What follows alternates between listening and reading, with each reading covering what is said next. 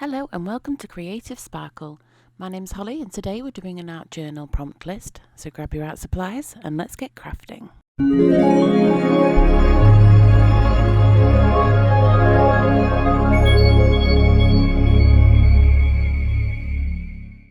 Hello and thank you for joining me today.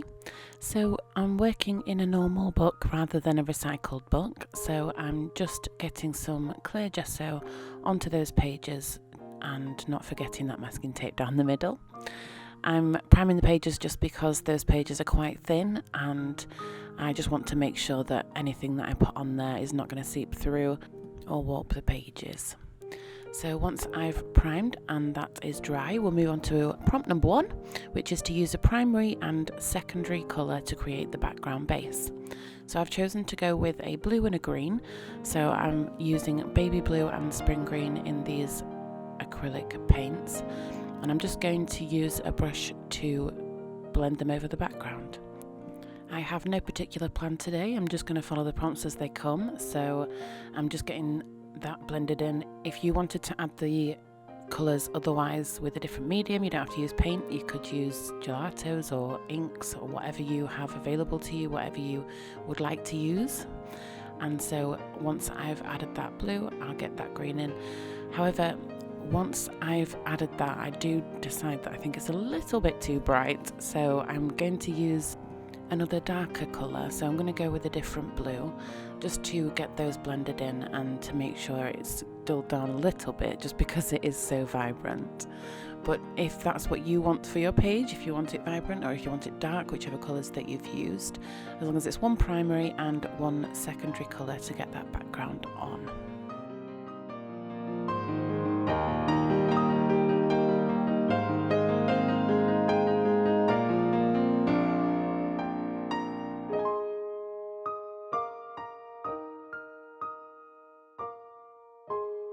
So once we're happy with that, we'll move on to the next prompt, prompt number 2, which is to apply texture paste with a palette knife or card only, so no stencil. So I've decided to use these patina effect pastes that I have. So I've got this blue and another green. The green one is a bit gritty, like a grit paste type thing. So I'm just making sure that the texture is smooth, and I'm going to add that to the page with a palette knife. So I'm going to do the same thing with the light green, just because the colours go quite well with my background already. And if you wanted to do white or add colour to the texture paste, you can use whatever you have available to you. Quite often I do like to use the Cosmic Shimmer gilding paste to add as a texture paste, and I think the colours are quite nice, but I don't seem to have used anything metallic so far, so I thought I'd just go with something a little bit different.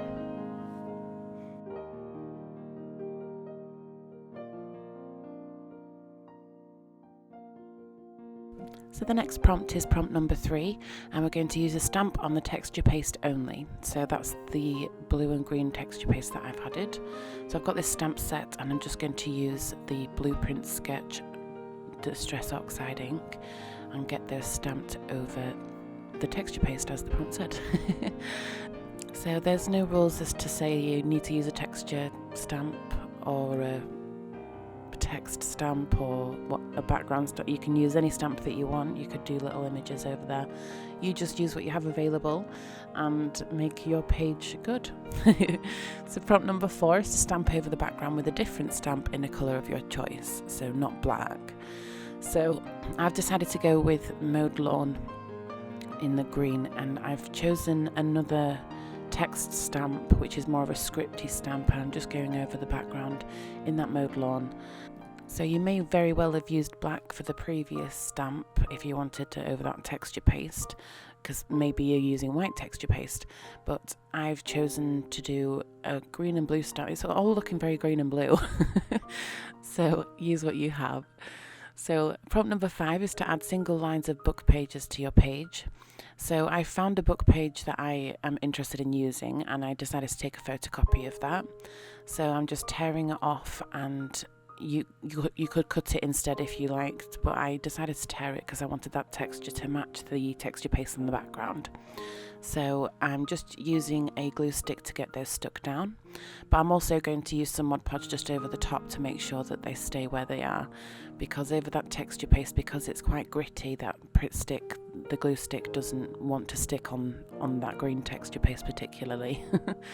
So you can use a normal book or cut it out, or you can just do what you have available and what you think suits your page the best.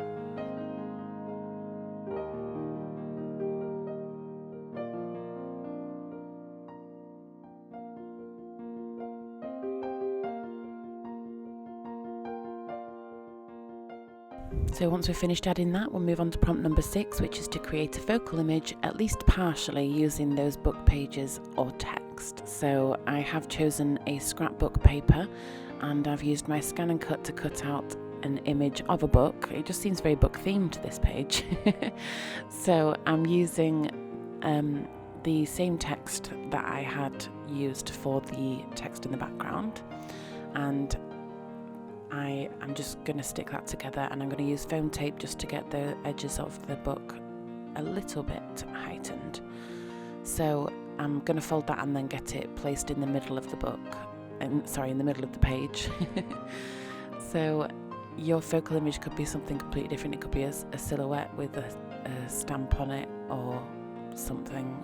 You could use book pages to decorate your focal image. It doesn't have to be a book like mine. It could be absolutely anything.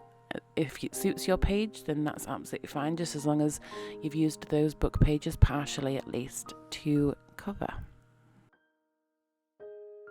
So I did decide that it is a little bit too stark for my liking, so I'm going to go in with the Peacock Feathers ink and also peeled paint ink from Distress Ink, and I'm just going to go over just to add a little bit of colour, just to dull down that stark white a little bit more, as well as those strips in the background.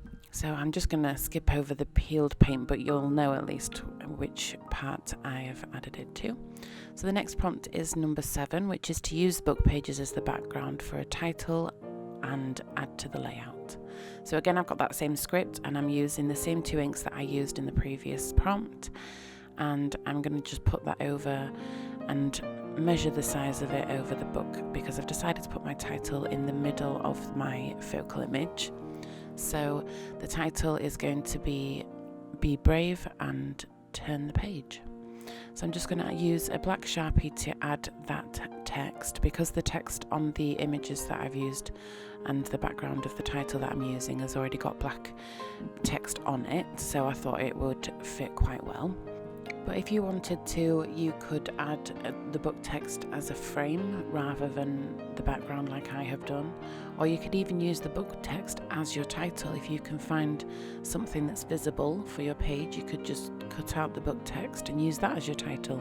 It's completely up to you. So I'm just going to use foam tape to get the sides of that added and put that in the middle of the page, as I said. So the next prompt that we're going to be working on is prompt number 8, and we're going to use a 3D medium like liquid pearls or a glue gun or gems, etc., to add interest.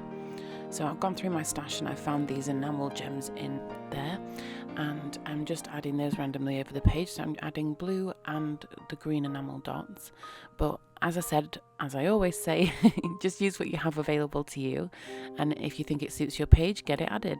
I was going to use liquid pearls, but I decided to go with these instead because I thought the colour matched a bit better. So prompt number 9 is to add some items to the page that relate to the book and or focal image. So I've decided that it's very, very green and blue page, so I've decided to add some pink. So these are pink purpley bookmarks that I've made. I just cut them out and punched a hole in, and I found this little pencil sticker as well that I thought went quite well, so I'll just get that stuck onto the book in the middle. So I've used black embroidery thread for the little tag on those bookmarks, and I'm just getting those stuck down with some normal school glue or PVA glue. So you don't have to change the colour like I have. I just thought it would look a bit samey if I stuck with the same colours all the time, so I'm glad I'd made that decision.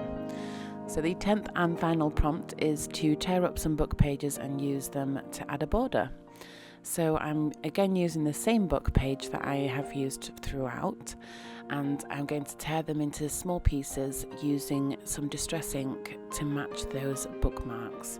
So I'm using shaded lilac and worn lipstick, so I'm just going to go over, make them pink, and then add some purple here and there so that those bookmarks will fit properly as well. So I'll tear them up into small pieces and make sure there's no white edges and just get those added individually. So once I've finished colouring all of those pieces, I'm going to get them stuck onto the page just around the edge with the Mod Podge. Don't feel like you have to colour the pages like I have. If that doesn't suit your page, then don't worry about that. You might have chosen to do one torn strip for the complete edge, or you might just want to do one edge or two edges. It's completely up to you how you want to finish this page, but I am quite happy with the decision I made to do that around the edges. So once I've finished that, I'll put pictures at the end as usual, and the full prompt list will be at the end of the video. If you did like this video, please give it a thumbs up, and thank you again for joining me today. If you do decide to take part in the prompt list, please do tag me on Instagram with the hashtag #SparklePrompts. I would love to see your creations. And I will see you next time, where we will turn your creative spark into a creative sparkle. Thanks. Bye.